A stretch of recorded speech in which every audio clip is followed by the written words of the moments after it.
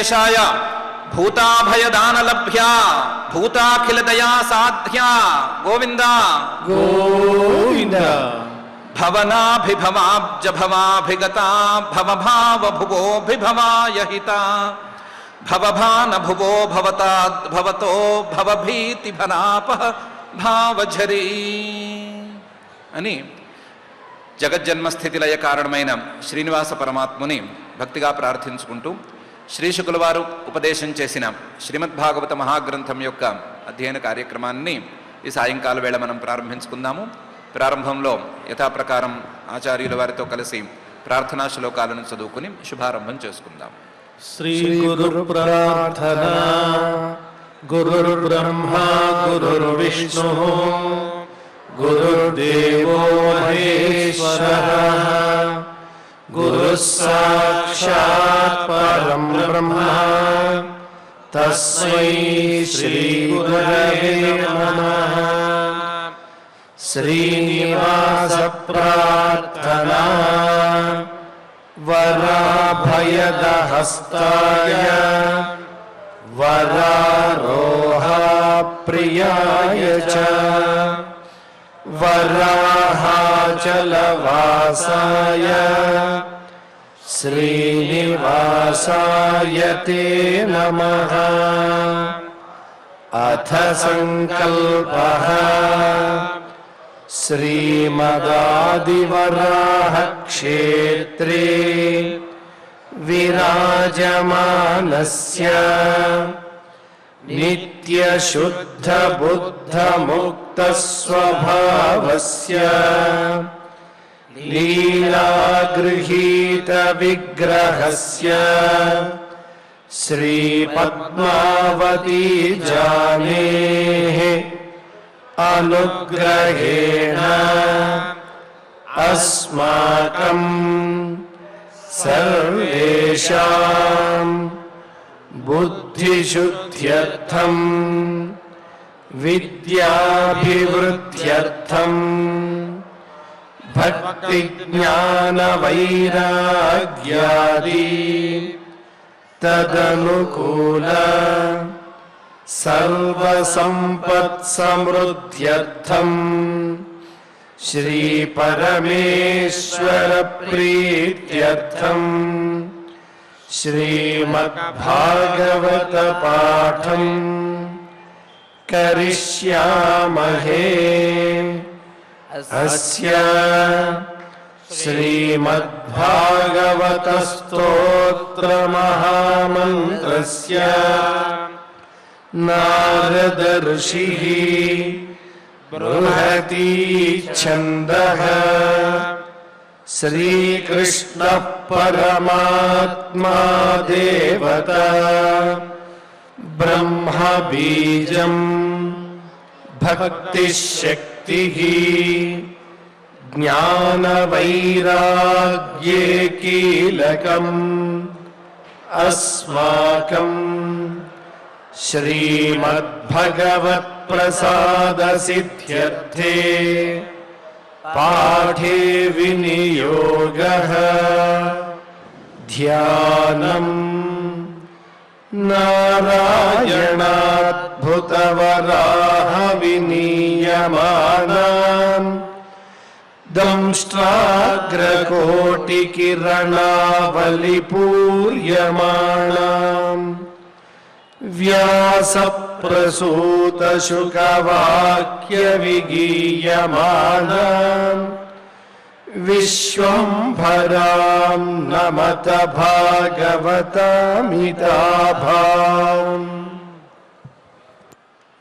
శ్రీ గురుభ్యో నమః. కర్దమ ప్రజాపతి గారికి శ్రీమన్మహావిష్ణువు ప్రత్యక్షమయ్యాడు. ప్రత్యక్షమైనటువంటి శ్రీమన్మహావిష్ణువు నీకోసం నీ కోరికను తీర్చటం కోసం నేను ముందే ఏర్పాటు చేసి పెట్టొచ్చాను. స్వయంభువ మనువు గారి అమ్మాయి దేవహూతి అని ఆవిడ ఉంది. ఆవిడ నీకు యోగ్యురాలు, ఆవిడ నీకు భార్య అవుతుంది. ఆయనే ఎల్లుండి వచ్చి నీతో ఆ విషయం మాట్లాడతాడు అని చెప్పి, కేవలం భార్యను నువ్వు కోరావు లేదా మీ నాన్నగారు చెప్పినట్లుగా గృహస్థాశ్రమాన్ని యోగ్యమైన రీతిలో నిర్వహించుకోవటానికి కోరిక కోరావు అంటే అంతవరకు తీరిస్తే నేనెందుకు ప్రత్యక్షం కావటం? కాబట్టి నీకు సంతానం కలుగుతుంది, అందులోనూ 9 మంది ఆడపిల్లలు నీకు సంతానంగా పుడతారు. ఆ 9 మంది పెద్ద పెద్ద మహర్షుల భార్యలవుతారు, వాళ్ళకి మళ్ళీ సంతానం కలుగుతారు అని నీకు వరం ఇస్తున్నాను అని వరాన్ని కూడా ఇచ్చాడు.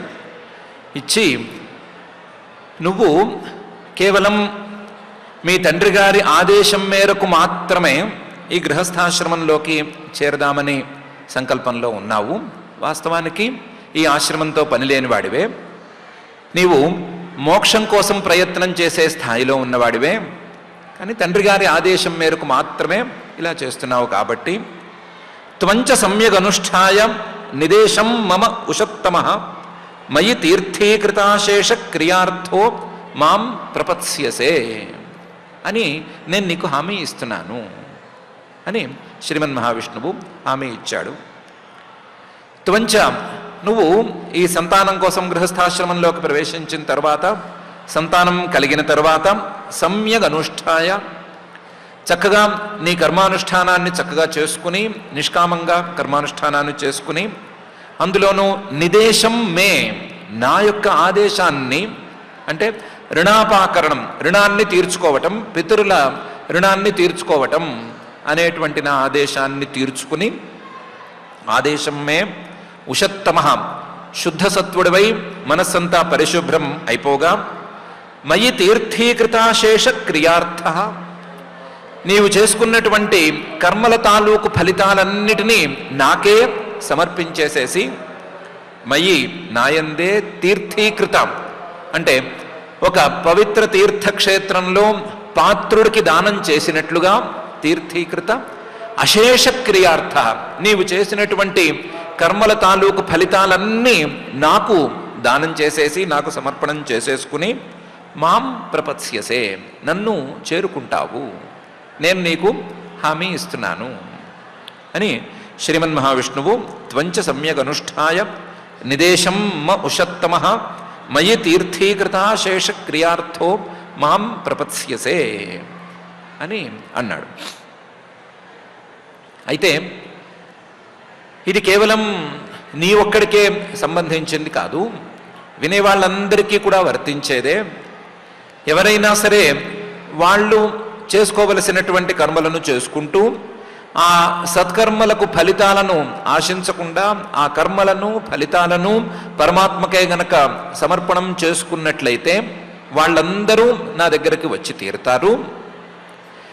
అలా నా దగ్గరికి రావటానికి ఈ కర్మ సమర్పణం అనేది మాత్రమే కాకుండా ఇంకా కూడా 2 దారులు ఉన్నాయి. వాటిని కూడా పాటించినట్లయితే అందరూ రాగలుగుతారు అని పై శ్లోకంలో అంటున్నాడు.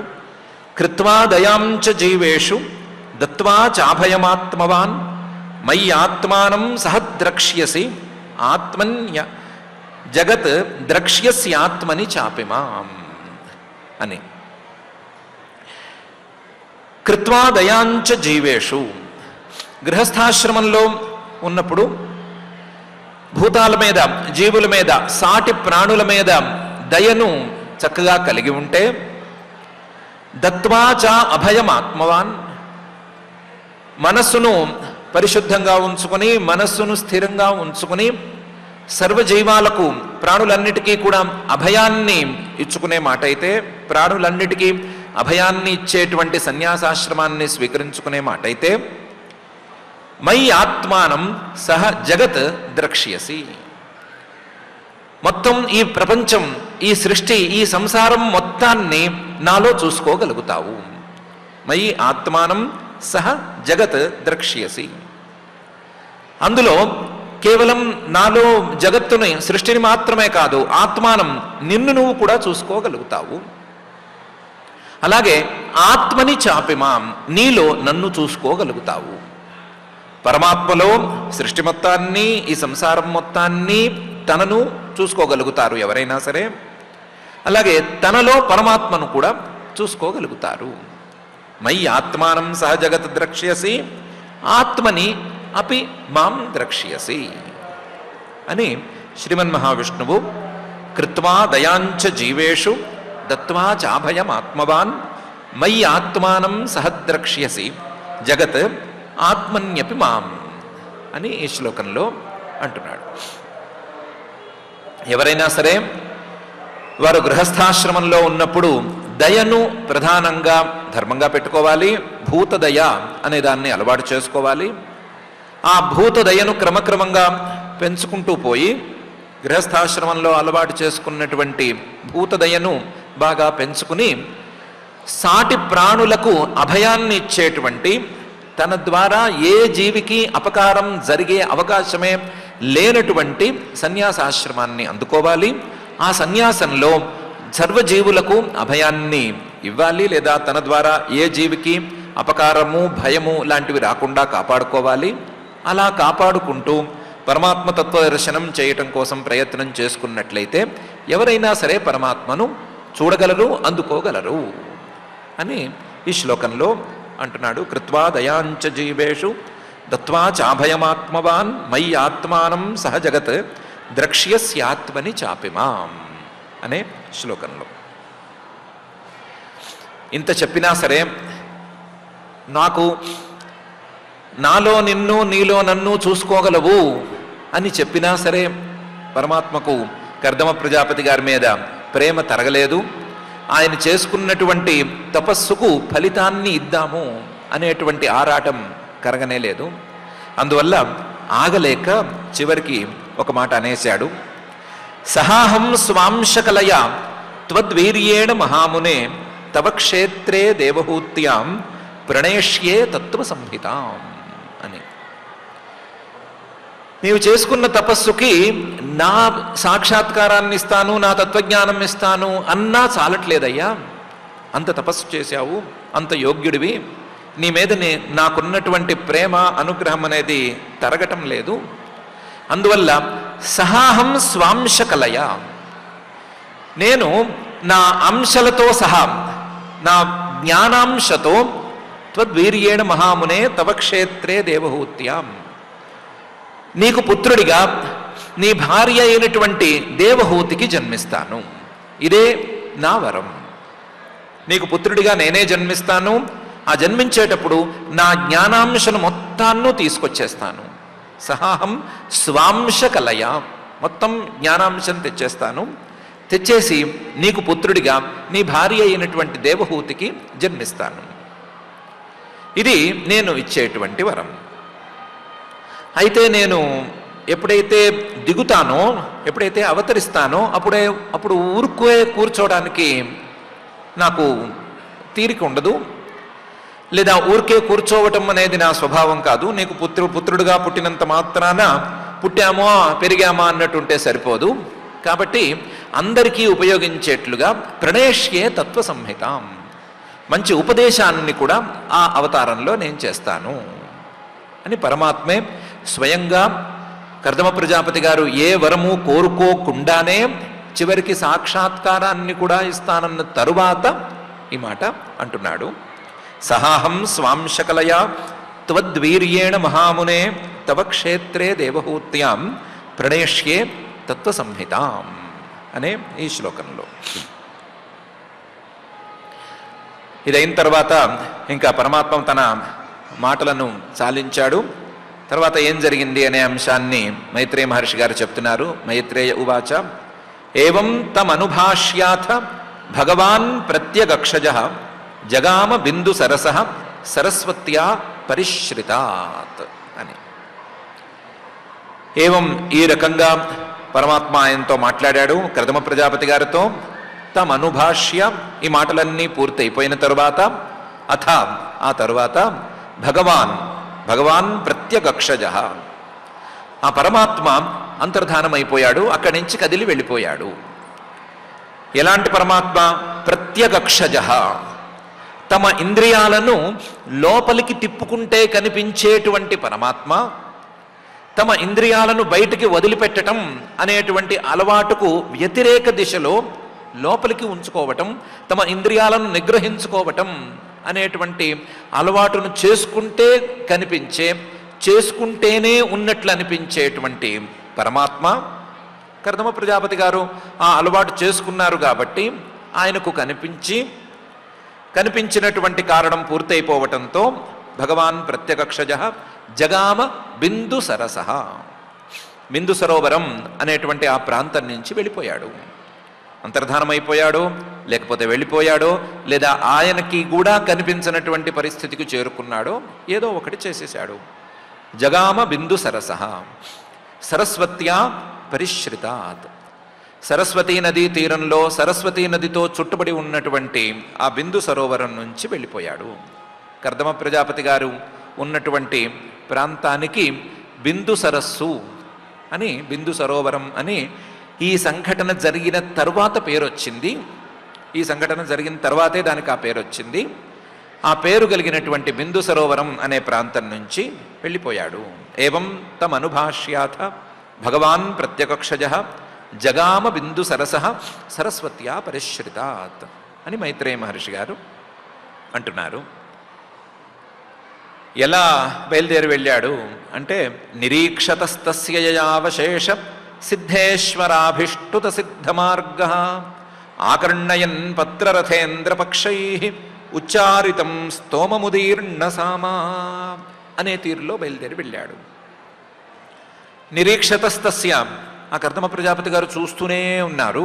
చూస్తూ ఉండగానే యయా అవశేష సిద్ధేశ్వరాభిష్టుత సిద్ధమార్గ, ఏ దారిలోనైతే సిద్ధేశ్వరాభిష్టుత సిద్ధమార్గ, సిద్ధేశ్వరులు సిద్ధులలో కల్లా కూడా పై స్థాయి సిద్ధులను అందుకున్నటువంటి సిద్ధేశ్వరులు, ఉత్తమ స్థాయి సిద్ధులు ఏ దారినైతే చాలా గొప్పగా పొగుడుతారో సిద్ధేశ్వర అభిష్టుత సిద్ధమార్గ, సిద్ధులు చేరవలసినటువంటి, సిద్ధులందరూ చివరికి చేరవలసినటువంటి వైకుంఠ మార్గం అనేటువంటి మార్గాన్ని ఆశ్రయించి ఆ మార్గంలో వెళ్ళిపోయాడు. సిద్ధేశ్వర యయ అవశేష సిద్ధేశ్వరాభిష్టుత సిద్ధమార్గ, అందరూ సిద్ధులందరూ కూడా పొగిడేటువంటి వైకుంఠ మార్గాన్ని సిద్ధులందరూ పొగుడుకుంటూ ఎలాగైనా సరే ఆ దారిని పట్టుకోవాలి అని కోరుకుంటూ ఉండేటువంటి వైకుంఠ మార్గాన్ని పట్టుకుని వెళ్ళిపోయాడు. ఆ వైకుంఠ మార్గాన్ని ఎలా పట్టుకున్నాడు, ఎలా వెళ్ళాడు అంటే గరుత్మంతుడి మీద వచ్చాడు కదా, గరుత్మంతుడి మీదే తిరిగి వెళ్ళాడు. గరుత్మంతుడు అంటే కేవలం పక్షి కాదు, ఆయన వేదాలకు ప్రతీక అని అనుకున్నాం కాబట్టి ఆకర్ణయన్ పత్రరథేంద్ర పక్షై ఉచ్చారితం స్తోమముదీర్ణ సామ అనే తీరులో ఆ గరుత్మంతుడు రెక్కలు కదిలిస్తూ ఉంటే, రెక్కలు అల్లార్చుకుంటూ ఆయన బయలుదేరితే ఆయన రెండు రెక్కల ద్వారా వినిపించేటువంటి సామ మంత్రాల తాలూకు గానాన్ని వింటూ వెళ్ళాడు. ఆకర్ణయన్ వింటూ దేన్ని విన్నాడు? పత్రరథేంద్ర పక్షై ఉచ్చారితం. పత్రరథుడు అంటే గరుత్మంతుడు, అందులోనూ పత్రరథేంద్ర అంటే పక్షులలో కల్లా శ్రేష్ఠుడైనటువంటి గరుత్మంతుడు, ఆయన తాలూకు పక్షై అంటే రెండు రెక్కలు, ఆ రెక్కల్లో ఉండేటువంటి ఈకలు, ఇవన్నీ కూడా ఉచ్చారితం సామోచ్చారణ చేస్తుంటే అందులోనూ స్తోమం ఉదీర్ణ సామ, ఆ సామ గానం తాలూకు విశేషాలను వినిపించేటట్లుగా వినిపిస్తూ, అలాగే సామానికి అధికరణంగా, సామానికి ఆలంబనంగా ఉండేటువంటి ఋంగ్ మంత్రాలను కూడా ప్రత్యేకించి వినిపించేటట్లుగా ఉదీర్ణ సామ, సామకు సామ మంత్రానికి మంత్రం అని రెండు విడివిడిగా కనిపించేటట్లుగా వినిపించేటట్లుగా ఆయన ఉచ్చారణ చేస్తూ ఉంటే ఆ సామ మంత్రాలను వింటూ, సామగానాన్ని వింటూ నిదానంగా వైకుంఠ మార్గంలోకి వెళ్ళిపోయాడు అని చెప్తున్నారు. నిరీక్షతస్తస్య యయావశేష సిద్ధేశ్వరాభిష్టుత సిద్ధమార్గ ఆకర్ణయన్ పత్రరథేంద్ర పక్షై ఉచ్చారితం స్తోమముదీర్ణ సామ అనే ఈ శ్లోకంలో గరుత్మంతుడి రెండు రెక్కలకి బృహద్రథంతరాలు అని పేరు. బృహద్రథంతరాలు అంటే రెండు రకాల సామలు, ఆ సామలే గరుత్మంతుడి రెండు రెక్కలు అని బృహద్రథంతరే పక్షౌ అని ఒక చోట వేదంలోనే ఉంది. ఆ వేదంలో ఉండేటువంటి అంశాన్నే ఇక్కడ ప్రత్యేకించి చెబుతూ బృహద్రథంతర సామల్ని గరుత్మంతుడు తన రెక్కలతో గానం చేస్తూ ఉంటే ఆ గానాన్ని వింటూ ఆయన వైకుంఠ మార్గంలో వైకుంఠానికి తిరిగి వెళ్ళిపోయాడు అని చెప్తున్నారు. ఇది జరిగిన తర్వాత అథ సంప్రస్థితే శుక్లే కర్దమో భగవాన్ ఋషి ఆస్తే స్మ బిందు సరసి తంకాలం ప్రతిపాలయన్ అనే తీరులో అథ సంప్రస్థితే శుక్లే, శుక్లుడు అంటే శుద్ధ సత్వమూర్తి అయినటువంటి శ్రీమన్మహావిష్ణువు సంప్రస్థితే బయలుదేరి వెళ్ళిపోగా కర్దమో భగవాన్ ఋషి, పూజనీయుడైనటువంటి కర్దమ మహర్షి గారు, కర్దమ ప్రజాపతి గారు ఆస్తేస్మ బిందు సరసి, బిందు సరోవరం లేదా బిందు సరస్సు అనే పేరు కలిగినటువంటి ఆ ప్రాంతంలోనే అక్కడే ఉండిపోయాడు. ఆస్తేస్మ బిందు సరసి. ఎందుకు ఉండిపోయాడు? తంకాలం ప్రతిపాలయన్, నువ్వు ఇక్కడే ఉంటే ఎల్లుండి కల్లా స్వయంభూమనువు గారు వచ్చేస్తారు, పిల్లనిచ్చేస్తారు అని చెప్పారు కాబట్టి, శ్రీమన్మహావిష్ణువే చెప్పాడు కాబట్టి ఆ ఎల్లుండి అనేంత వరకు ఆ కాలాన్ని ప్రతీక్షిస్తూ తం కాలం పరిపాలయన్ అక్కడే కూర్చుండిపోయాడు. అథ సంప్రస్థితే శుక్లే కర్దమో భగవాన్ ఋషి ఆస్తేస్మ బిందు సరసి తంకాలం ప్రతిపాలయన్ అని మైత్రేయ మహర్షి గారు చెప్తున్నారు.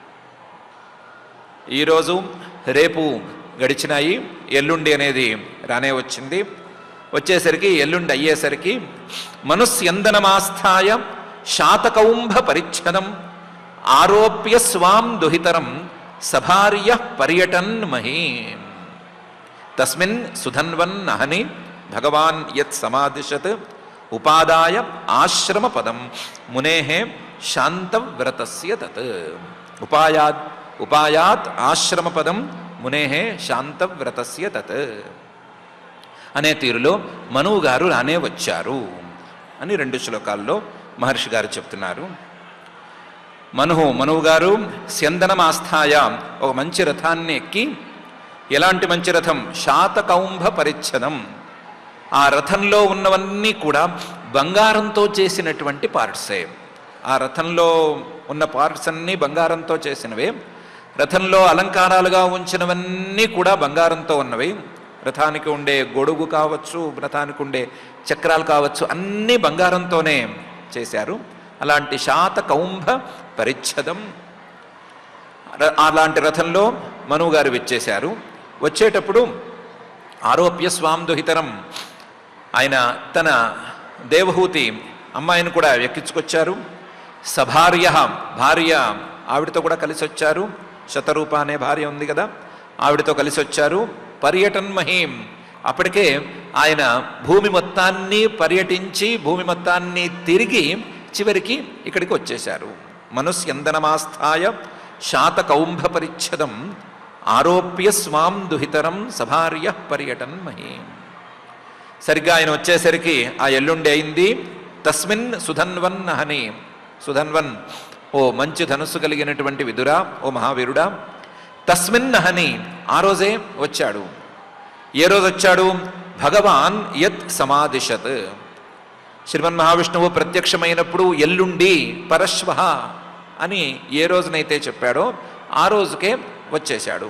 భగవాన్ యత్ సమాదిశత్. ఉపాయాత్, ఆ ఆశ్రమం దగ్గరికి వచ్చేశాడు. ఆశ్రమ పదం, ఆశ్రమం ఉండేటువంటి ప్రాంతాలకు వచ్చాడు. మునేః శాంత వ్రతస్య తత్, శాంతమే వ్రతముగా కలిగినటువంటి ఆ ముని, కర్దమ ముని, ఆయన తాలూకు ఆశ్రమం తాలూకు పరిసరాలకు వచ్చేశాడు అని. తస్మిన్ సుధన్వన్నహని భగవాన్ యత్ సమాదిశత్ ఉపాదాయ ఆశ్రమ పదం మునే శాంతవ్రతస్య తత్ అని మైత్రేయ మహర్షి గారు చెప్తున్నారు. మనువు గారు భార్య పిల్ల వీళ్ళిద్దరినీ తీసుకుని రథం ఎక్కి వెతుక్కుంటూ, ఈయన్ని కర్దమ ప్రజాపతి గారిని వెతుక్కుంటూ ఈయన ఉన్నటువంటి బిందు సరోవర ప్రాంతానికి వచ్చేశారు అని. ఈ ఆశ్రమ ప్రాంతం ఎలా ఉంది అనే విషయాన్ని మైత్రేయ మహర్షి గారు 7 శ్లోకాలలో వర్ణిస్తున్నారు. ప్రత్యేకమైనటువంటి అంశాలను కొన్నిటిని ప్రస్తావించటం కోసం. ముందుగా 2-3 శ్లోకాలలో ఇది బిందు సరస్సు, బిందు సరోవరం, బిందు సరోవరం అని అనుకున్నాం కదా, దీనికి బిందు సరోవరం అనే పేరు ఎందుకు వచ్చింది అనే విషయాన్ని ప్రస్తావిస్తున్నారు. యస్మిన్ భగవతో నేత్రాత్ న్యపతన్ అశ్రుబిందవ కృపయా సంపరీతస్య ప్రపన్నేర్పితయా భృశం అనే శ్లోకంలో.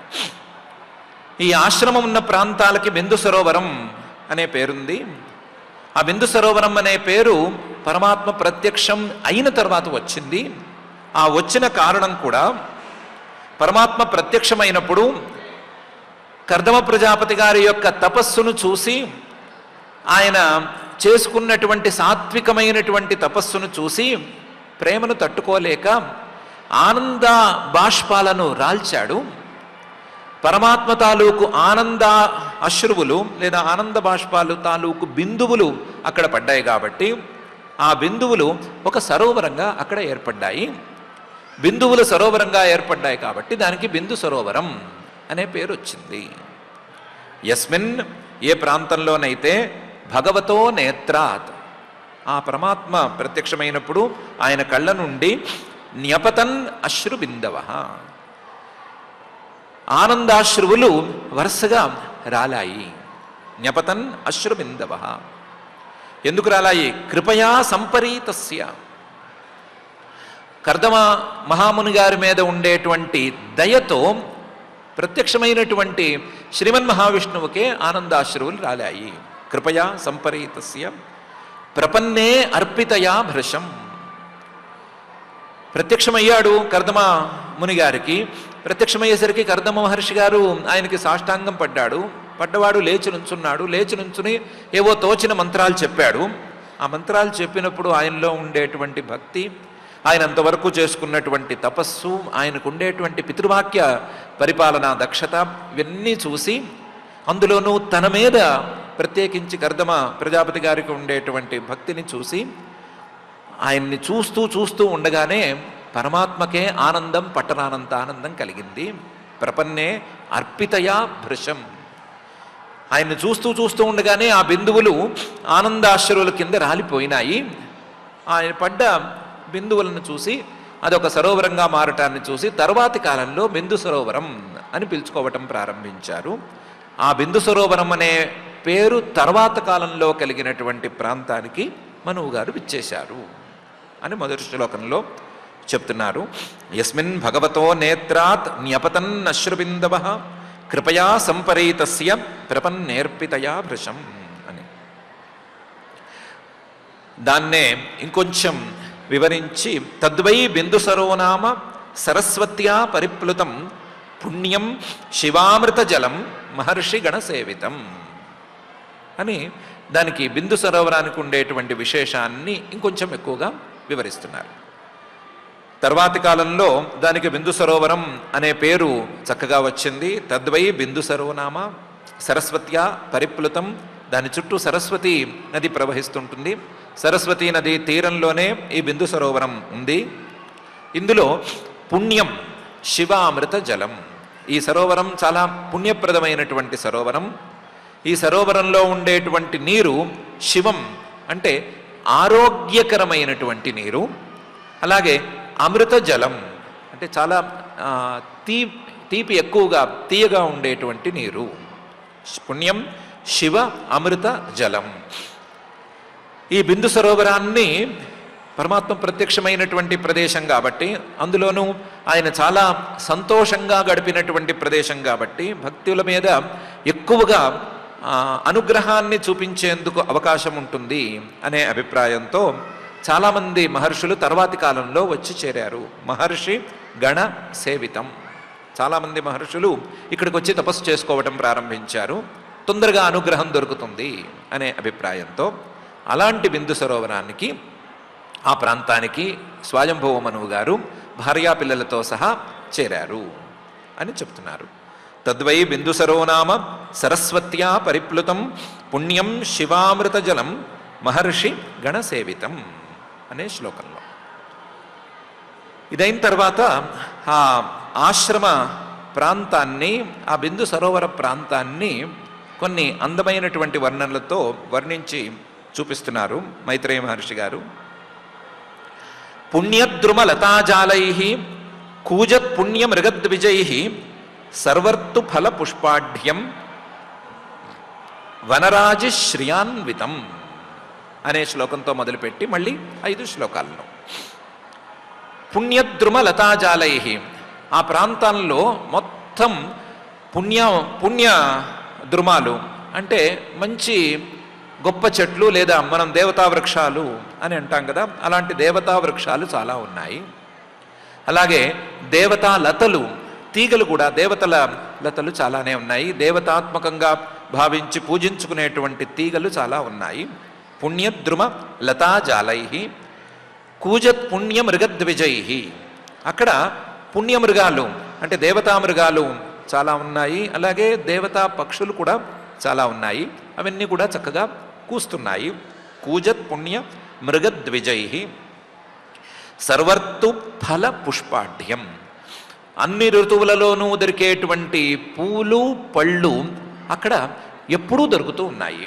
సర్వర్తు ఫల పుష్పాఢ్యం వనరాజి శ్రియాన్వితం, ఎన్నెన్నో చెట్ల సమూహాలు, ఫలానా చెట్ల గుంపు ఇక్కడ ఉంది, ఫలానా చెట్ల గుంపు ఇక్కడ ఉంది అని చెప్పుకునేందుకు ఎన్నెన్నో వనరాజులు, చెట్ల గుంపులు అక్కడ ఉన్నాయి. గుంపులుగా చెట్లు ఉన్నాయి.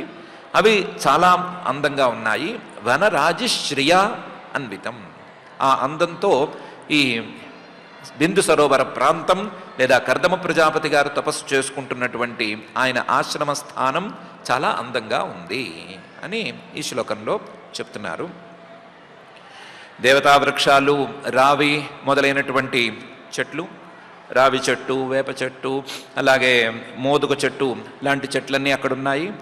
అలాగే దేవతా లతలు అనేటువంటి పేర్లతో మాధవీ లత అని ఇలాంటి లతలు కొన్ని ఉన్నాయి, అవన్నీ ఉన్నాయి. దేవతా మృగాలు అంటే నల్ల చారల జింక, నల్ల మచ్చల జింక మొదలైనటువంటి మృగాలు అక్కడ ఉన్నాయి. అలాగే దేవతా పక్షులు అంటే అవి కూడా రామచిలుక లాంటి కొన్ని దేవతా పక్షులు అక్కడ ఉన్నాయి. పూజకు యోగ్యమైనటువంటి పక్షులు ఉన్నాయి. అక్కడ అందమైనటువంటి చెట్లు, ఆ చెట్ల గుంపులు, ఆ చెట్ల గుంపులకి ఎన్ని కాలాల్లో చూసినా సరే అన్ని కాలాల్లోనూ పండేటువంటి పళ్ళు, పూలు ఇవన్నీ కూడా చక్కగా కనిపిస్తున్నాయి. ఆ ప్రాంతమంతా కూడా చాలా మనోహరంగా ఉంది అని పైన ఈ శ్లోకంలో తన భావాన్ని మహర్షి గారు చూపిస్తున్నారు. పుణ్యద్రుమ లతాజాలై కూజత్ పుణ్య మృగద్విజై సర్వర్తు ఫల పుష్పాఢ్యం వనరాజి శ్రియాన్వితం అనే శ్లోకంలో. అలాగే మత్తద్విజగణైర్ఘుష్టం మత్త భ్రమర విభ్రమం మత్త బర్హి నటాటోపం ఆహ్వయన్ మత్త కోకిలం అనే 4వ శ్లోకంలో అక్కడ ఏనుగులు మదించున్నాయి. ఆ మదించినటువంటి ఏనుగులు గట్టిగా ఘీంకారాలు చేస్తూ తమ ఆనందాన్ని, సంతోషాన్ని వ్యక్తపరుస్తూ ఉన్నాయి. మత్త ద్విజ గణైర్ఘుష్టం, అలాగే మత్త భ్రమర విభ్రమం. ఇందాక చెప్పుకున్నట్లుగా అన్ని ఋతువుల్లోనూ దొరికేటువంటి పూలన్నీ అక్కడ చక్కగా పూచి ఉండటం చేత ఆ పూలలోని మకరందాన్ని ఆస్వాదించటానికి ఎన్నెన్నో తొమ్మిదలున్నాయి. ఆ తొమ్మిదలన్నీ కూడా మకరందాన్ని తాకి చాలా మత్తెక్కి ఉన్నాయి. మత్తెక్కి అక్కడక్కడే తిరుగుతున్నాయి. మత్త భ్రమర విభ్రమం. దీనికి తోడు అక్కడంతా కూడా మంచి ఆనందకరమైనటువంటి వాతావరణం ఉండటంతో, వాతావరణం కూడా బాగా ఉందేమో, మత్త బర్హి నటాటోపం, బాగా మత్తెక్కినటువంటి నెమళ్ళు నాట్యం ఆడటానికి సిద్ధంగా ఉన్నాయి, నాట్యం ఆడుతున్నాయి. ఆ నాట్యం ఎలా ఉన్నాయి అంటే అవేవో నటుల్లాగా మారిపోయినాయి. నటుల్లాగా మారిపోయి రకరకాల నాట్యాలను చూపిస్తున్నాయి, రకరకాల నాట్య సంభ్రమాలను చూపిస్తున్నాయి అన్నట్లుగా ఉంది. మత్త బర్హి నటాటోపం. దీనికి తోడు అన్ని ఋతువుల్లోనూ ఉండేటువంటి పరిస్థితులు ఉన్నాయి అనుకున్నారు కాబట్టి వసంత ఋతువుల్లోనే ప్రత్యేకించి పనిచేసేటువంటి కోకిలలు చాలా చక్కగా పనిచేస్తున్నాయి. కోకిలలకు కవి సమయం ప్రకారం అయితే అవి వసంత ఋతువుల్లో మావి చిగురు తిని మత్తెక్కి కూస్తాయి అని ఉంది. మత్తెక్కి కూయటం అనేది తన జతకుండేటువంటి పక్షిని పిలవటానికి కూస్తాయి అని ఉంది. అలా ఆహ్వయన్ మత్త కోకిలం, తన జతగాడినో లేదా తన జతగత్తెనో పిలవటానికి మత్తెక్కినటువంటి కోయిలలు కూస్తూ ఉండగా ఆ కూతలతో చాలా మనోహరంగా ఆ ఆశ్రమ స్థానం ఉంది అని మహర్షి గారు అంటున్నారు. అన్ని జంతువులు కూడా మత్తెక్కి ఉన్నాయి. అన్ని జంతువులు కూడా తమకు కావలసినటువంటి ఆహారం కానీ, తమకు కావలసినటువంటి వాతావరణం కానీ అక్కడ చక్కగా ఉండటం వలన ధైర్యంగా మత్తెక్కి ఉన్నాయి అని ఈ శ్లోకంలో అంటున్నారు. మత్త ద్విజగణైర్ఘుష్టం మత్త భ్రమర విభ్రమం మత్త బర్హి నటాటోపం ఆహ్వయన్ మత్త కోకిలం అనే శ్లోకంలో. దీనికి తోడు కదంబ చంపకాశోక కరంజ బకులాసనై కుంద మందార కుటజై చూతపోతైరలంకృతం అని అక్కడ ఉండేటువంటి ప్రత్యేకమైన వృక్షాలు, ఆ వృక్షాల తాలూకు పూలు, వీటిని గురించి ప్రస్తావన చేస్తున్నారు. కదంబ వృక్షం ఉంది, కదంబ వృక్షాల తాలూకు పాదులు అక్కడ ఉన్నాయి. ఆ కదంబ వృక్షాలు, వాటి తాలూకు పూలు చక్కగా కనిపిస్తున్నాయి. అలాగే చంపకం, సంపెంగ చెట్లు ఉన్నాయి, సంపెంగ పూలు కూడా ఉన్నాయి. అశోకం, అశోక వృక్షం అనే ఒక పేరుతో వృక్షం ఉంది, దాని తాలూకు చెట్లున్నాయి, పూలున్నాయి. అలాగే కరంజం అంటే కానుగ చెట్టు పూలున్నాయి. అలాగే బకుళం అంటే పొగడ చెట్లు తాలూకు పూలు ఇవన్నీ ఉన్నాయి. అలాగే ఆసన లేదా ఆసభ, వేగిస అనే తెలుగులో అంటారు, ఏం చెట్టో తెలియదు, ఆ చెట్లు ఉన్నాయి, వాటి తాలూకు పూలు ఉన్నాయి. కుంద అడవి మల్లె చెట్లు లేదా తీగలు, వాటి తాలూకు పూలు. మందారం అంటే స్వర్గంలోనే దొరికే ఆ మందార వృక్షాలు ప్రత్యేకించి ఆ ఆశ్రమంలో ఉన్నాయి. అలాగే కుటజైహి అంటే కొడగ అనే పేరుతో ఉంది, ఏం చెట్టో సరిగ్గా తెలియదు, ఆ చెట్లు ఉన్నాయి, వాటి తాలూకు పూలున్నాయి. అలాగే చూత అంటే మామిడి చెట్ల తాలూకు పూలతో ఈ ఆశ్రమ స్థానం ఆ చెట్ల తాలూకు పాదులతో చాలా అందంగా ఉంది. ఎవరో పాదులు తీసి చక్కగా పెంచుతున్నట్లుగా ఈ అరణ్యం అంతా చక్కగా ఉంది అని కదంబ చంపక అశోక కరంజ బకుల ఆసనై కుంద మందార కుటజై చూత పోతై అలంకృతం అనే ఈ శ్లోకంలో మహర్షి గారు చెప్తున్నారు. ఎలాగో బిందు సరోవరం నీరు సమృద్ధంగా ఉండేటువంటి ప్రాంతం కాబట్టి నీళ్లలోనే ఎక్కువ గడిపేటువంటి కొన్ని పక్షులు, అలాగే నీళ్లే ప్రధానంగా కావలసినటువంటి పక్షులు, ఇవన్నీ కూడా సమృద్ధిగా ఉన్నాయి అని పై శ్లోకంలో అంటున్నారు. కారండవై ప్లవైర్ హంసై కురరైర్ జలకుక్కుటై సారసైశ్చక్రవాకైశ్చ చకోరైర్ వల్గు కూజితం అనే శ్లోకంలో కారండవై నీళ్లలో తిరిగేటువంటి కన్నెలేడి అనే ఒక పక్షి, కన్నె లేడి అని కలుపుకు చూస్తే సరిగా అర్థం కాదేమో, కన్నెలేడి అనే పేరున్న పక్షి. ప్లవహ అనేది ఒక పక్షి అంటే కొంగలాంటి ఒక పక్షి. హంసలు, అలాగే కురరాలు అంటే కురరాలు లేదా కరరాలు, గిజిగాడు అని మనం పిలుచుకునేటువంటి పక్షి. జల కుక్కుటై అంటే నీటి కోడి అనే పేరున్న పక్షి. సారసం అంటే బెగ్గురు పక్షి అని తెలుగులో పేరున్న పక్షి. చక్రవాకం అనే పేరున్న ఒక పక్షి. అలాగే చకోర పక్షి అనే ఈ పక్షులన్నీ కూడా ప్రధానంగా నీటి వనరుల దగ్గర ఉండేటువంటి ప్రాంతాల్లో ఉండే అక్కడ బతికేటువంటి పక్షులు. ఇవన్నీ కూడా అక్కడికి చేరినాయి. చేరిన పక్షులు వల్గు చక్కగా అందంగా కూస్తున్నాయి. ఆ కూతలతో ఆ ఆశ్రమ ప్రాంతమంతా కూడా చాలా మనోహరంగా ఉంది అని మహర్షి గారు కారండవై ప్లవైర్ హంసై కురరైర్ జలకుక్కుటై సారసైశ్చక్రవాకైశ్చ చకోరైర్ వల్గు కూజితం అనే శ్లోకంలో అంటున్నారు. ఇది కాక తథైవ హరిణై క్రౌడై శ్వావిద్ గవయ కుంజరై గోపుచ్చైర్ హరిభిర్మర్కై నకులైర్ నాభిభిర్వృతం అనే శ్లోకంలో 10 రకాల మృగాలు కూడా ఆ ఆశ్రమ ప్రాంతంలో చక్కగా సంచరిస్తున్నాయి అని అంటున్నారు. తథైవ ఎలాగైతే అక్కడ ఏనుగులు మొదలైనటువంటి ఉన్నాయో అలాగే హరిణై, అక్కడ జింకలు చాలా స్వేచ్ఛగా సంచరిస్తున్నాయి. క్రోడై, అడవి పందులు సంచరిస్తున్నాయి. శ్వావిత్ అంటే ముళ్ళ పందులు చక్కగా సంచరిస్తున్నాయి. గవయ అంటే బ్లూ బుల్ అంటారు కదా, అలాంటి జంతువు, ఆ జంతువులు కూడా సంచరిస్తున్నాయి. కుంజరై, ఏనుగులు 2 జాతుల్లో ఉండేటువంటి ఏనుగులు అవి సంచరిస్తున్నాయి. గోపుచ్చై అంటే కొండ ముచ్చు కావచ్చు, లేకపోతే చమరీ మృగం అనే పేరుతో ఉండేటువంటి మృగమైనా కావచ్చు, ఆ జంతువులు అవి సంచరిస్తున్నాయి. హరిభి, మర్కటాలు, ఒక రక జాతికి చెందినటువంటి మర్కటాలు లేదా సింహాలు ఇవి సంచరిస్తున్నాయి.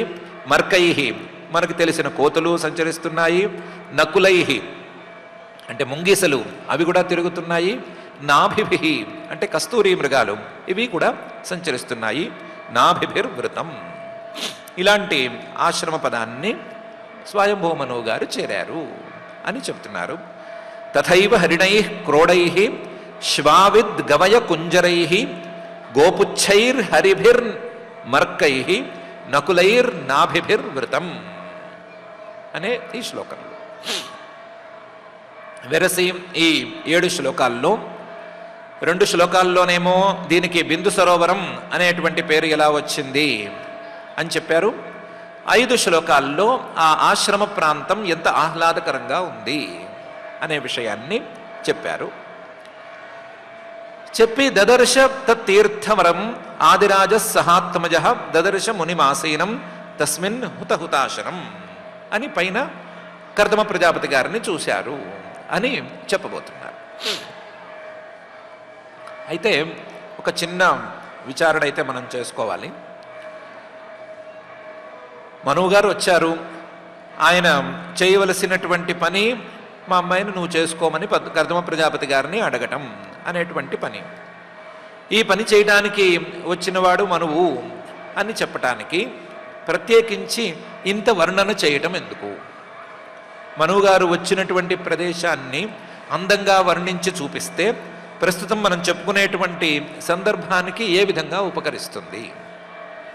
ఆశ్రమ ప్రాంతానికి ఆయన వచ్చాడు, కర్దమ ప్రజాపతి గారిని చూశాడు, మాట్లాడాడు, వెళ్ళాడు అంటే సరిపోయేదానికి, దానికి ఆ ప్రాంతానికి ఈ పేరు ఎందుకు వచ్చింది అని చెప్పి, ఆ ప్రాంతంలో ఈ చెట్లున్నాయి, ఆ చెట్లున్నాయి అని చెప్పి, ఆ ప్రాంతంలో ఈ మృగాలున్నాయి, ఆ పక్షులున్నాయి, ఈ పుష్పాలున్నాయి అని చెప్పుకోవటం ద్వారా ఏమొస్తుంది అని చిన్న ఆలోచన అయితే చేయాలి. మహర్షి గారి తాత్పర్యం కేవలం అందమైనటువంటి ఆ ఆశ్రమ స్థానాన్ని వర్ణించటం మాత్రమే కాదు, అందాన్ని దాటినటువంటి ఇంకా ఏదో విషయాన్ని మహర్షి గారు చెప్పదలుచుకున్నారు అని మనం విచారణ ద్వారా తేల్చుకొని తీరాలి. మహర్షి గారు ఏం చెప్పదలుచుకుంటున్నారు అంటే, కర్దమ ప్రజాపతి గారు ప్రధానంగా యోగ సాధనా విధానంలో సమాధి స్థితిలో భగవంతుణ్ణి మనసులో ఉంచుకుని దాని ద్వారా భగవంతుణ్ణి పూజించుకుని ఆయన్ని సాక్షాత్కరింపజేసుకున్నారు అని కదా ఇంతకుముందు చెప్పుకుంది. ఆ సమాధి స్థితి దాకా వెళ్ళటానికి ముందు ఆయనకి యమ నియమాలు కావలసి ఉంటాయి కదా.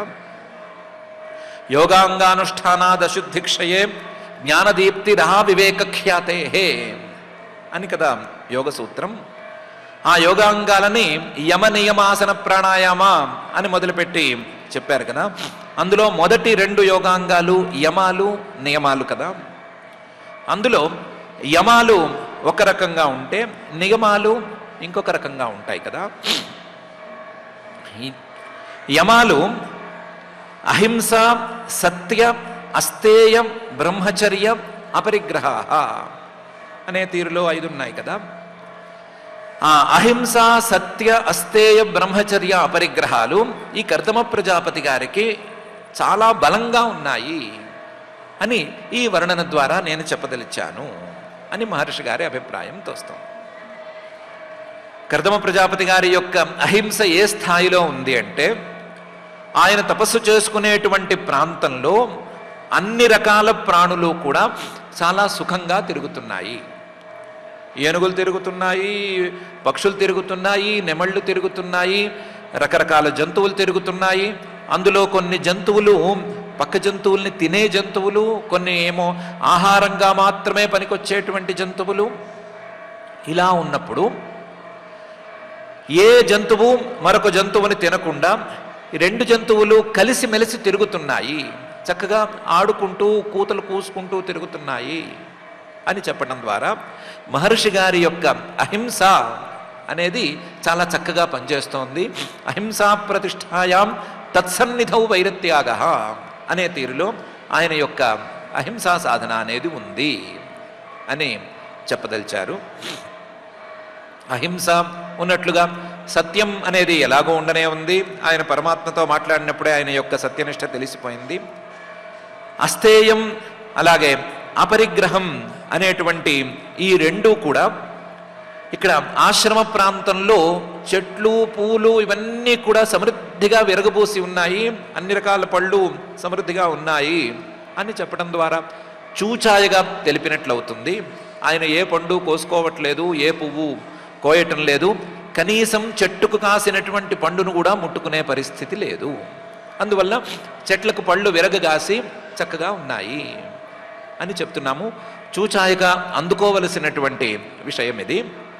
ఆయన బ్రహ్మచర్యం గురించి చెప్పనక్కర్లేదు. ఆయన బ్రహ్మచారి ఆశ్రమంలో ఉండి గృహస్థాశ్రమానికి వెళ్ళటానికి తపస్సు చేసుకుంటున్నాడు అని చెప్పాం కదా. కాబట్టి అహింసా సత్య అస్థేయ బ్రహ్మచర్య అపరిగ్రహాలు అనేటువంటి నియమాలు ఆయనలో చాలా బలంగా ఉన్నాయి అనే విషయాన్ని చెప్పటం కోసం ఈ రకమైనటువంటి వర్ణనను చేసి చూపిస్తున్నాను అని మహర్షి గారు చూపిస్తున్నారు. అలాగే నియమాలు అంటే శౌచ సంతోష తపస్వాధ్యాయ ఈశ్వర ప్రణిధానాన్ని అని 5 ఉన్నాయి కదా. అందులో శౌచం అంటే శుచిగా ఉండటం, సంతోషం అంటే ఉన్నదాంతో సంతృప్తి పడటం, ఈ రెండు ఆయనలో కనిపిస్తున్నాయి. దీనికి తోడు తపస్సు చేసినట్టు కనిపిస్తూనే ఉంది. స్వాధ్యాయం మంత్రజపం చేసినట్లు స్పష్టంగా ఇంతకు ముందే చెప్పాము. మంత్రజపం చేసినందుకు ఫలితంగా శబ్దరూపంలో వేద రూపంలో పరమాత్మ సాక్షాత్కరించాడు.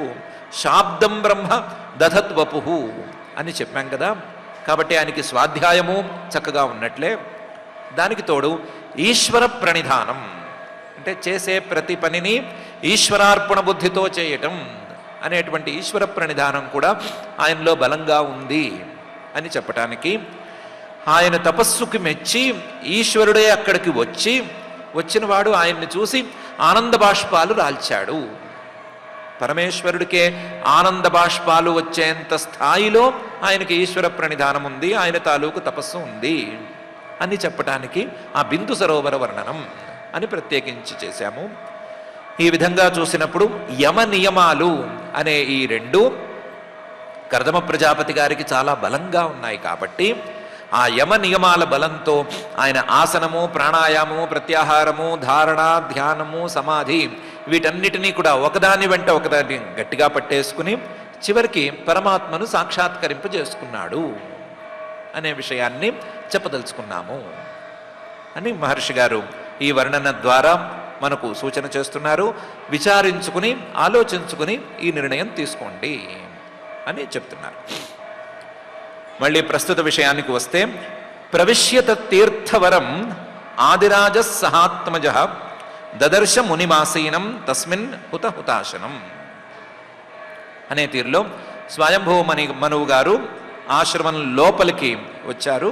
వచ్చిన వారు కర్దమ ప్రజాపతి గారిని చూశారు అని చెప్తున్నారు.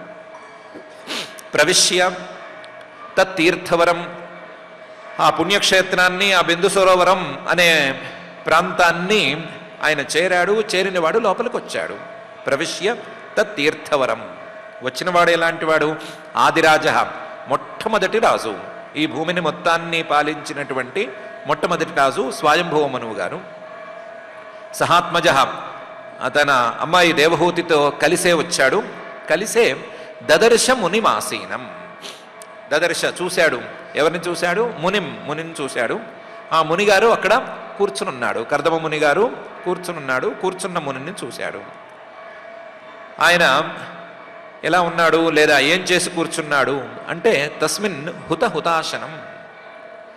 అప్పటికి సాయంకాలమైందో ప్రాతకాలమైందో చెప్పలేదు. ప్రాతకాలమైంది అనుకుందాము. ఎల్లుండి అంటే పొద్దున్నే వచ్చేశాడు అనుకుంటే తొందరగా వచ్చినట్లు కదా, కాబట్టి పొద్దున్నే వచ్చాడు. పొద్దున్నే ఈయన హుతాశనం, తాను బ్రహ్మచారి కాబట్టి వయస్సు చిన్నది కాకపోయినా, వయస్సు సుమారుగా 10,000 సంవత్సరాలకు పైన ఉండేటువంటి వయసే అయినా బ్రహ్మచారి కాబట్టి అగ్నికార్యం చేసుకుని కూర్చునున్నాడు. బ్రహ్మచారి చేయవలసినటువంటి అగ్నికార్యం ఒకటి చేసి అగ్నికార్యంతో పూర్తయిన తర్వాత కూర్చునున్నాడు. తస్మిన్ హుతాశనం ప్రవిశ్యత తీర్థవరం ఆదిరాజ సహాత్మజ దదర్శ మునిమాసీనం తస్మిన్ హుతాశనం అని మహర్షి గారు లోపలికి వచ్చినవాడు ఆయన్ని చూశారు అని చెప్తున్నారు. ఎలా ఉన్నాడు ఆయన కర్దమ ప్రజాపతి గారు చూడటానికి అంటే విద్యోతమానం వపుష తపస్యుగ్రయజా చిరం నాతిక్షామం భగవత స్నిగ్ధాపాంగ అవలోకనాత్ అనే తీరులో ఉన్నాడు. విద్యోతమానం వపుష, ఆ కర్దమ ప్రజాపతి గారు వెలిగిపోతున్నాడు, దగదగా వెలిగిపోతున్నాడు, మెరిసిపోతున్నాడు. విద్యోతమానం వపుష, ఎందుకు మెరుస్తున్నాడు అంటే మామగారు వస్తున్నారు, పిల్లనివ్వబోయే మామగారు వస్తున్నారు అని ముల్తానీ మెట్టి ప్యాక్లు అవి కొనుక్కుని అవి వేసుకుని మొహంలో గ్లోవ్ తెచ్చుకుని ఉన్నాడు అని కాదు. తపసి, ఆయన తపస్సుతో వెలిగిపోతున్నాడు. తపస్సు చేసుకున్నాడు కాబట్టి ఆ తపస్సుతో వెలుగుతున్నాడు.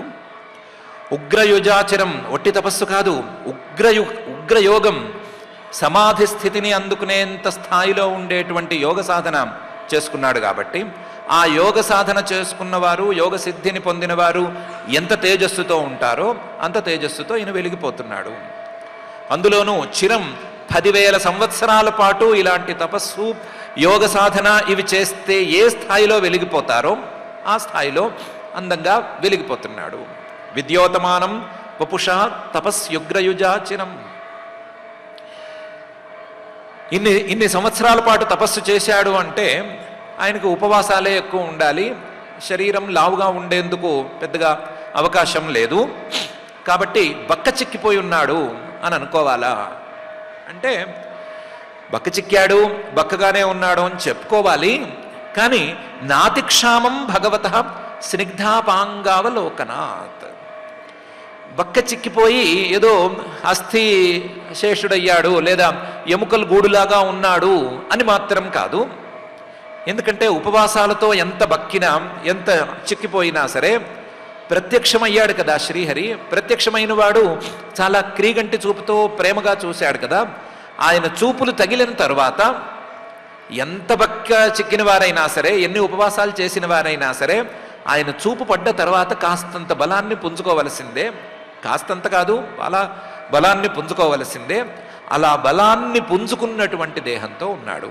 నా అతిక్షామం, పూర్తిగా ఎముకల గూడులాగైతే మారలేదు, సన్నగానే ఉన్నాడు కానీ బలంగా ఉన్నాడు. ఆ బలానికి కారణం మాత్రం భగవత స్నిగ్ధ అపాంగ అవలోకనం.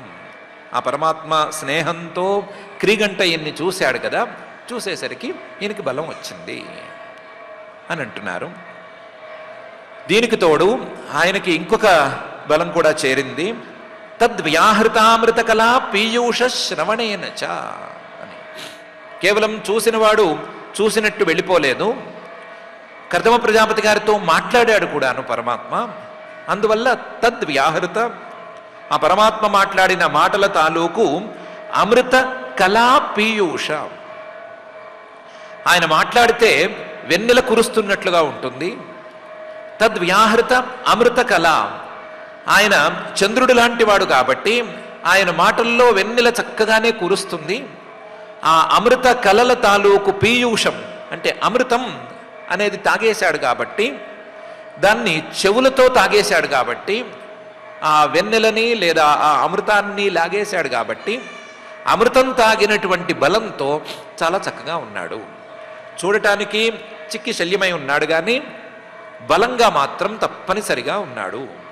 దానికి కారణం పరమాత్మ తాలూకు దృష్టి సోకటం, రెండవది పరమాత్మ తాలూకు మాటలను వినగలగటం అని మహర్షి గారు ఈ భాగంలో తద్వ్యాహృతామృతకళా పీయూష శ్రవణేనచ అని అంటున్నారు. సరే, ఇవన్నీ బాగుంది. స్వయంభూమనువు గారు పిల్లనివ్వటానికి వచ్చినవాడు కదా. పిల్లనివ్వటానికి వచ్చిన వాళ్ళు ఏం చూస్తారు? ఫస్ట్ ఏం చూడాలి?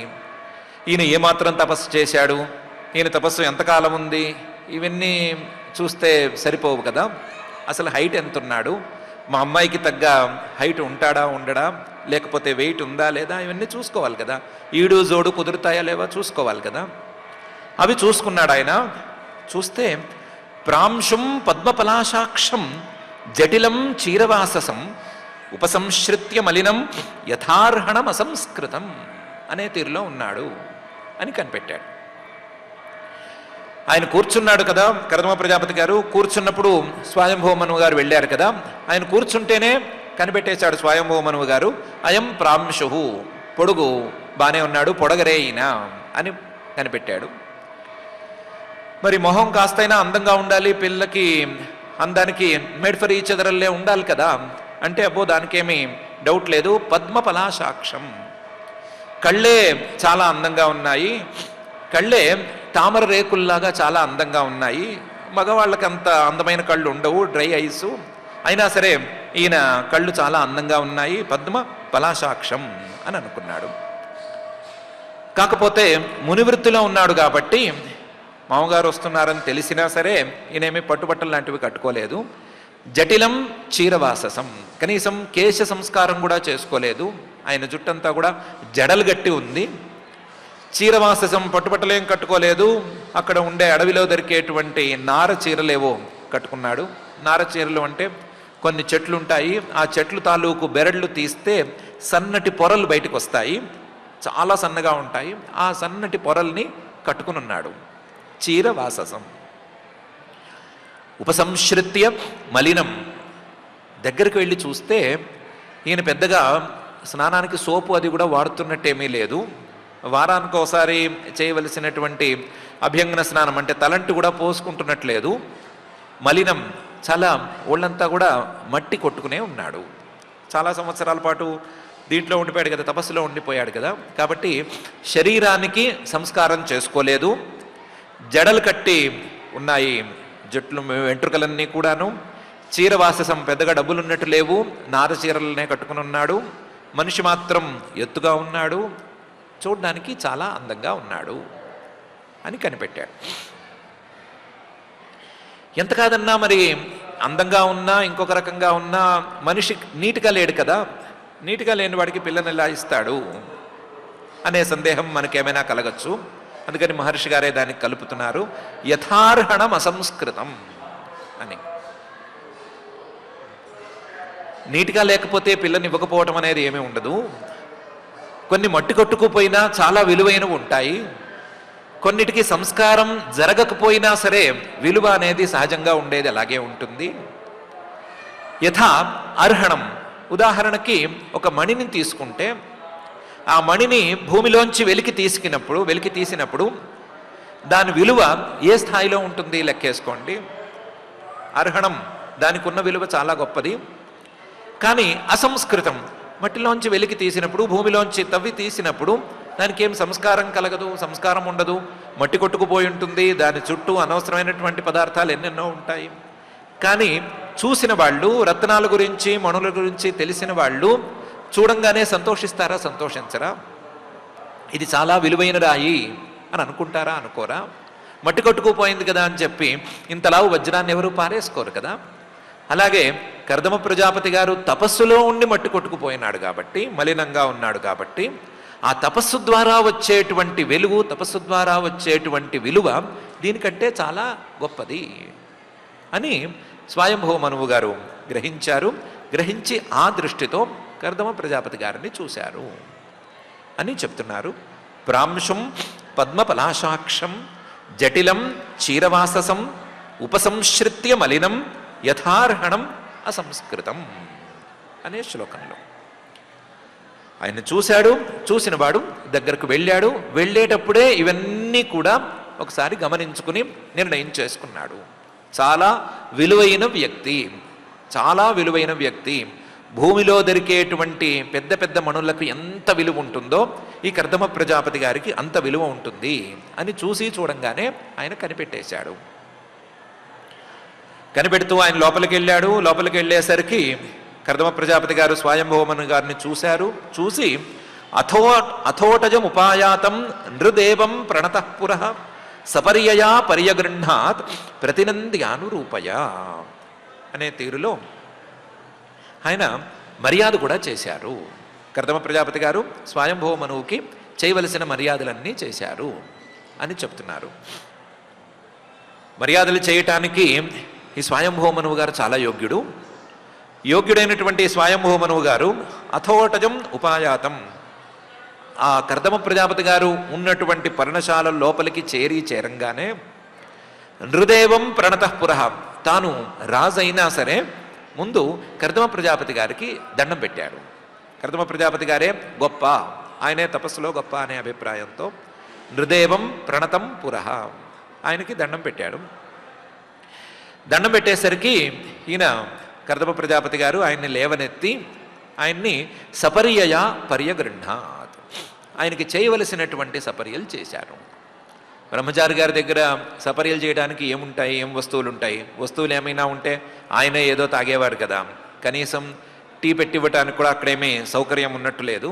అందువల్ల పడ్డవాడిని లేవనెత్తి గట్టిగా కావలించుకున్నాడు. అదే సపర్య అని ఇద్దరు భావించారు. సపర్యయ పర్యగృహ్ణాత్ గట్టిగా కావలించుకున్నాడు, దాన్నే సపర్య అని ఇద్దరు భావించారు.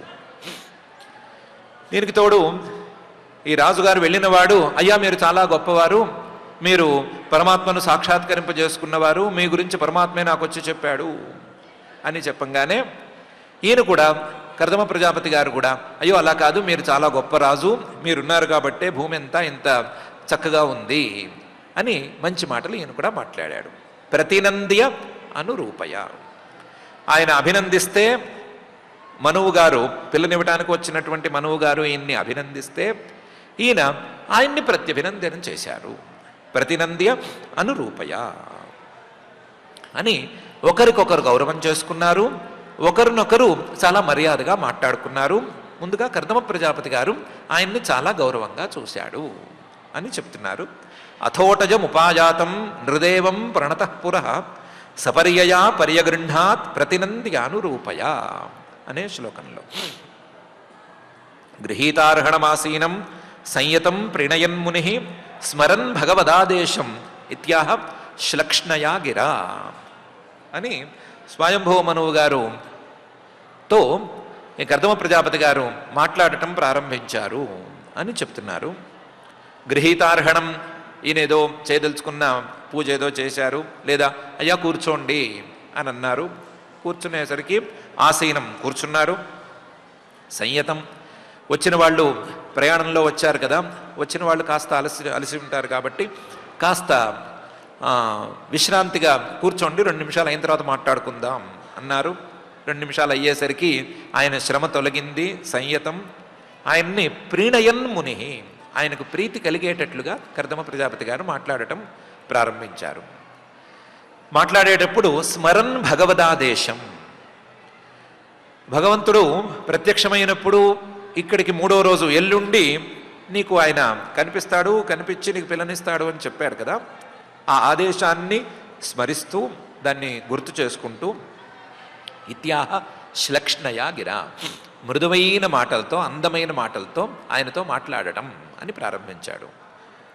ఇంటికి వచ్చినవాడు కాబట్టి ఇంట్లో ఉండే యజమాని, ఈయనేం పెద్ద యజమాని కాకపోవచ్చు కానీ ఇక్కడ ఉన్నవాడు కాబట్టి ముందు కర్దమ ప్రజాపతి గారే మాట్లాడటం ప్రారంభించారు అని గృహీతార్హణమాసీనం సంయతం ప్రణయన్ముని స్మరన్ భగవదాదేశం ఇత్యాహ శ్లక్ష్ణయా గిరా అనే శ్లోకంలో మాట్లాడటం ప్రారంభించారు అని చెప్తున్నారు. ఇంకా మాట్లాడుకోవటం, అందులో మొదలు కర్దమ ప్రజాపతి గారు మాట్లాడటం, తర్వాత స్వయంభవ మనువు గారు మాట్లాడటం, ఇలాంటి ఇతివృత్తాలన్నీ క్రమంగా జరగవలసినవే. వాటిని జాగ్రత్తగా అయితే చూసుకుందాం. చూసుకునే ముందు యమ నియమాలు వాటి గురించి వర్ణనను మహర్షి గారు ఏ విధంగా అందంగా మనకు చేసి చూపించారో ఒకసారి ఈ ప్రస్తావనలో మనం కనిపెట్టుకుందాము. యమనియమాలు గనక సవ్యంగా ఉండే మాట అయితే, మన స్థాయిలో మనకే ఉండే మాట అయితే, పరమాత్మ యొక్క అనుగ్రహం ఏ స్థాయిలో ఉండవచ్చు అని ఊహించుకుందాం. ఏ స్థాయిలో ఉండవచ్చు అంటే, మన మీద పరమాత్మకే సంతోషం కలిగి ఆయనకే ఆనందాశ్రువులు రాలేటువంటి స్థాయిలో ఉండవచ్చు అని అర్థం చేసుకుందాం. పరమాత్మను చూసి మనకు ఆనందాశ్రువులు రాలటం కాదు, పరమాత్మకే మనల్ని చూస్తే ఆనందాశ్రువులు రాలేటువంటి సందర్భం ఈ యమనియమాది సాధనతోనూ, లేకపోతే తపస్సుతోనో, లేకపోతే మనం చేసుకోవలసినటువంటి సత్కర్మలను చేసుకోవటం ద్వారానో, మంచితనం ద్వారానో, దయతోనో, అభయంతోనో, దేంతోనైనా సరే తప్పనిసరిగా వస్తుంది అని వృత్తాంతం ద్వారా మనం కనిపెడదాం. కనిపెట్టి అసలు పరమాత్మను గురించి వింటే ఆనందాశ్రువులు రాలటం అనే పాయింట్ను కూడా పక్కన పెట్టి, పరమాత్మ మనల్ని చూసి ఆనందాశ్రువులను రాల్చేటువంటి సందర్భాన్ని మనం కూడా ఎలాగైనా సరే సాధించాలి అని నిర్ణయించుకుందాం.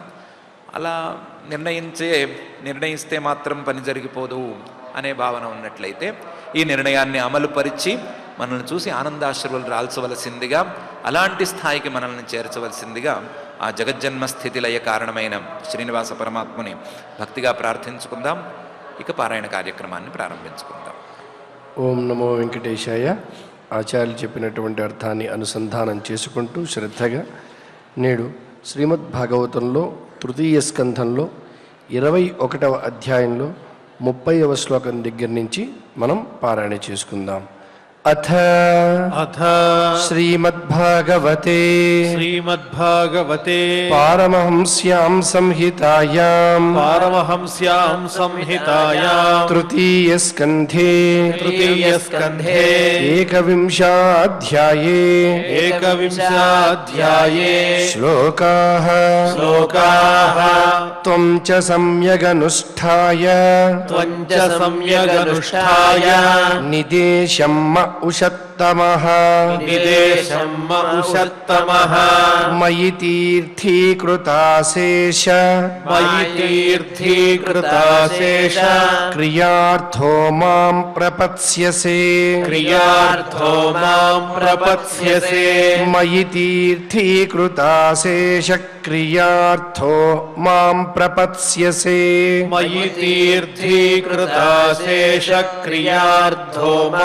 ప్రపత్స్యసే కృత్వా దయాంచ జీవేషు దత్వా చాభయమాత్మవాన్ మయ్యాత్మానం సహ జగత్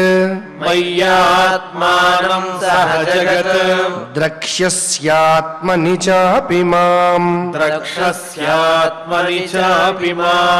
సహాహం స్వాంశకలయా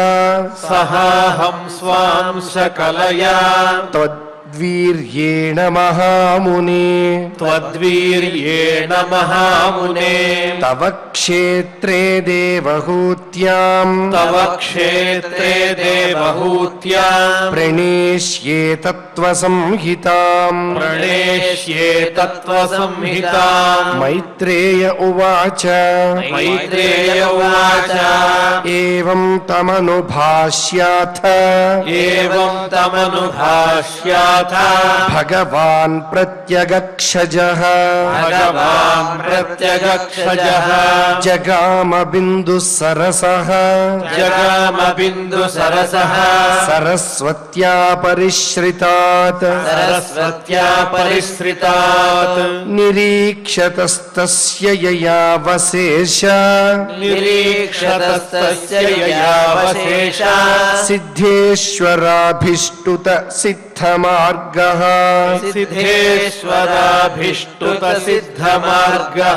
నిరీక్షతస్తస్య యయావశేష సిద్ధేశ్వరాభిష్టుత సిద్ధ మార్గః నిరీక్షతస్తస్య యయావశేషసిద్ధేశ్వరాభిష్టుతసిద్ధమార్గః ఆకర్ణయన్ పత్రరథేంద్రపక్షైః ఆకర్ణయన్ పత్రరథేంద్రపక్షైః ఉచ్చారితం స్తోమముదీర్ణసామా ఉచ్చారితం స్తోమముదీర్ణసామా అథ సంప్రస్థితే శుక్లే అథ సంప్రస్థితే శుక్లే కర్దమో భగవాన్ ఋషిః కర్దమో భగవాన్ ఋషిః ఆస్తే స్మ బిందు సరసి ఆస్తే స్మ బిందు సరసి తం కాలం ప్రతిపాలయన్ తం కాలం ప్రతిపాలయన్ మనుస్యందనమాస్థాయ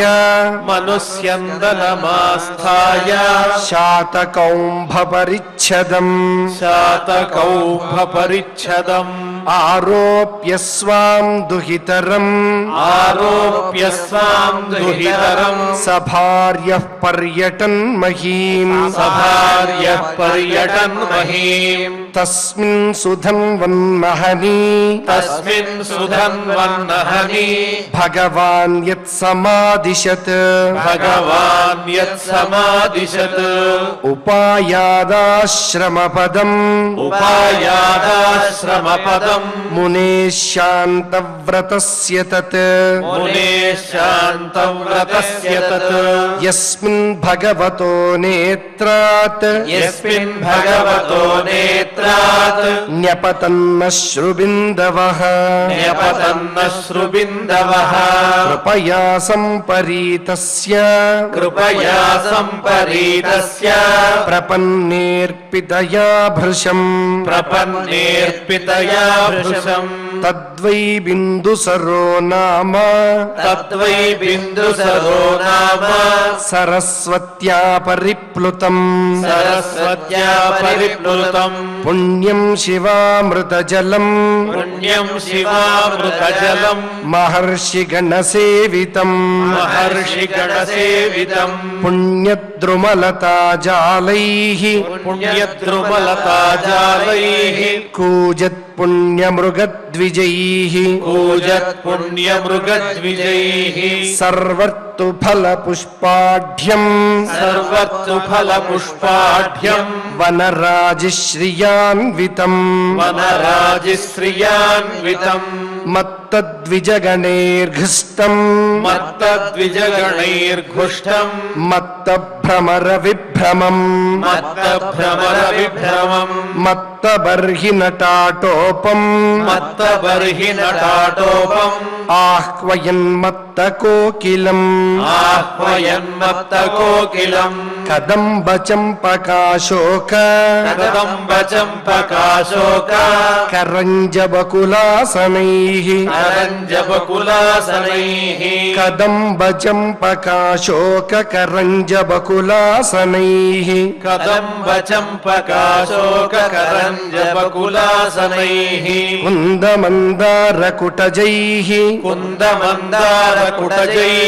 చూతపోతైరలంకృతం చూతపోతైరలంకృతం కారండవైః ప్లవైర్హంసైః కారండవైప్లవైర్హంసైః కురరైర్జలకుక్కుటైః కురరైర్జలకుక్కుటైః సారసైశ్చక్రవాకైశ్చ సారసైశ్చక్రవాకైశ్చ చకోరైర్వల్గుకూజితం చకోరైర్వల్గుకూజితం తథైవ హరిణైః క్రోడైః తథైవ హరిణైః క్రోడైః శ్వావిద్గవయకుంజరైః శ్వావిద్గవయకుంజరైః గోపుచ్చైర్హరిభిర్మర్కైః గోపుచ్చైర్హరిభిర్మర్కైః నకులైర్నాభిభిర్వృతం నకులైర్నాభిభిర్వృతం ప్రవిశ్య తత్తి తత్తీర్థవరం ప్రవిశ్య తత్తీర్థవరం ఆదిరాజः సహాత్మజः ఆదిరాజः సహాత్మజः దదర్శ మునిమాసీనం తదర్శ మునిమాసీనం తస్మిన్ హుతహుతాశనం తస్మిన్ హుతహుతాశనం విద్యోతమానం వపుషా విద్యోతమానం వపుషా తపస్యుగ్రయుజాచిరం తపస్యుగ్రయుజాచిరం నాతిక్షామం భగవతః నాతిక్షామం భగవతః స్నిగ్ధాపాంగావలోకనాత్ స్నిగ్ధాపాంగావలోకనాత్ తద్వ్యాహృతామృతకలా తద్వ్యాహృతామృతకలా పీయూషశ్రవణేన చ పీయూషశ్రవణేన చ తద్వ్యాహృతామృతకలా పీయూషశ్రవణేన చ తద్వ్యాహృతామృతకలా పీయూషశ్రవణేన చ ప్రాంశుం పద్మపలాసాక్షం రాంశం పద్మపలాసాక్షం జటిలం చీరవాససం జటిలం చీరవాససం ఉపసంసృత్య మలినం ఉపసంశ్రిత్య మలినం యథార్హణమసంస్కృతం యథార్హణమసంస్కృతం అథోటజముపాయాతం అథోటజముపాయాతం నృదేవం ప్రణతం పురః హృదేవం ప్రణతం పురః సపర్యయా పర్యగృహాత్ సపర్యయా పర్యగృహ్ణాత్ ప్రతినంద్యానురూపయా ప్రతినంద్యానురూపయా గృహీతార్హణమాసీనం గృహీతార్హణమాసీనం సంయతం ప్రీణయన్ మునిః సంయతం ప్రీణయన్ మునిః స్మరన్ భగవదాదేశం స్మరన్ భగవదాదేశం ఇత్యాహ శ్లక్ష్ణయా గిరా ఇత్యాహ శ్లక్ష్ణయా గిరా నూనం చంక్రమణం దేవ నూనం చంక్రమణం దేవ సతాం సంరక్షణాయతే సతాం సంరక్షణాయతే వధాయ చ సతాం యస్త్వం వధాయ చ సతాయస్త్వం హరే శక్తిర్హి పాలిని హరే శక్తిర్హి పాలిని యోర్కేంద్వగ్నీంద్రవాయూనాం యోర్కేంద్వగ్రీంద్రవాయూనాం యమధర్మ ప్రచేతసాం యమధర్మ ప్రచేతసా రూపాణి స్థాన ఆధత్సే రూపాణి స్థాన ఆధత్సే తస్మై శుక్లాయతే నమః తస్మై శుక్లాయతే నమః నయదారథమాస్థాయ నయదారథమాస్థాయ జైత్రం మణిగణార్పితం జైత్రం మణిగణార్పితం విస్ఫూర్జచ్చండకోదండో విస్ఫూర్జచ్చండకోదండో రథేన త్రాసయన్నఘాన్ రథేన త్రాసయన్నఘాన్ స్వసైన్యచరణక్షుణ్ణం స్వసైన్యచరణక్షుణ్ణం వ్యాపయన్ మండలం భువః వేపయన్మండలం భువః వికర్షన్ బృహతీం సేనాం వికర్షన్ బృహతీం సేనాం పర్యటస్యంశుమానివ పర్యటస్యం సుమానివ తదైవ సేతవః సర్వే తదైవ సేతవః సర్వే వర్ణాశ్రమ నిబంధనాః వర్ణాశ్రమ నిబంధనాః భగవద్రచితా రాజన్ భగవద్రచితా రాజన్ భిద్యేరన్వతదస్యుభిః విద్యేరన్వతదస్యుభిః అధర్మశ్చ సమేధేత అధర్మశ్చ సమేధేత లోలుపైః వ్యङ्कुशैर्नृभिः లోలుపైః వ్యంకుశైర్నభిః శయానే త్వయి లోకోऽयम् శయానే త్వయి లోకోऽయం దస్యుగ్రస్తో వినంక్ష్యతి దస్యుగ్రస్తో వినంక్ష్యతి అథాపి పృచ్ఛే త్వాం వీర అథాపి పృచ్ఛే త్వాం వీర యదర్థం త్వమిహాగతః యదర్థం త్వమిహాగతః తద్వయం నిర్వక్ష్యామి నిర్వ్యలీకేన తద్వయం నిర్వ్యలీకేన ప్రతిపద్యామహే హృదా ప్రతిపద్యామహే హృదా ఇతి ఇతి శ్రీమద్భాగవతే శ్రీమద్భాగవతే పారమహంస్యాం సంహితాయాం పారమహంస్యాం సంహితాయాం తృతీయస్కంధే తృతీయస్కంధే ఏకవింశోऽధ్యాయః ఏకవింశోऽధ్యాయః. పారాయణ కార్యక్రమాన్ని భక్తి శ్రద్ధలతో పరిపూర్ణం చేసుకున్నాం. ఇప్పుడు అందరం సమష్టిగా క్షమా ప్రార్థనాదులు పలుకుదాం. అథ క్షమా ప్రార్థనా యదక్షరపదభ్రష్టం మాత్రాహీనం చ యద్భవేత్ తత్సర్వం క్షమ్యతాం దేవ నారాయణ నమోస్తుతే. అథ భగవత్సమర్పణం కాయేన వాచా మనసేంద్రియైర్వా బుద్ధ్యాత్మనా వా ప్రకృతే స్వభావాత్ కరోమి యద్యత్ సకలం పరస్మై నారాయణాయేతి సమర్పయామి. అథ లోకక్షేమ ప్రార్థనా సర్వే భవంతు సుఖినః సర్వే సంతు నిరామయాః సర్వే భద్రాణి పశ్యంతు మా కశ్చిద్ దుఃఖభాగ్ భవేత్. అథ మంగళం శ్రియకాంతాయ కళ్యాణ నిధయే నిధయేర్ధినాం శ్రీవేంకట నివాసాయ శ్రీనివాసాయ మంగళం.